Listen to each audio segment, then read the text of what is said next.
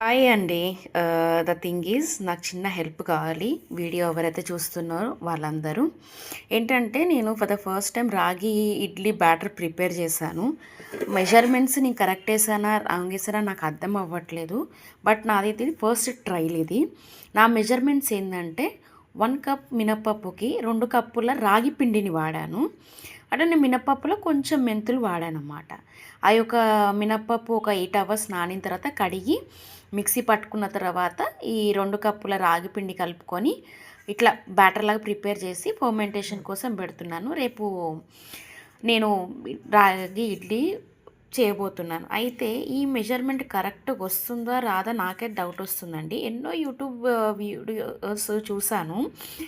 మరి యూజువల్లీ మనం ఏంటంటే నార్మల్ ఇడ్లీ ప్రిపేర్ చేసుకున్నప్పుడు రవ్వలేనిదే మనం చేసుకోం రవ్వ ఇడ్లీ అయితే.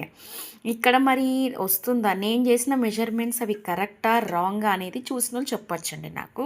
ఎందుకంటే మనకు తెలియని విషయాన్ని ఒక నలుగురితో మనం షేర్ చేసుకుంటే తప్పు లేదు. అది ఏంటో ఎన్నో ఉన్నాయి గదా!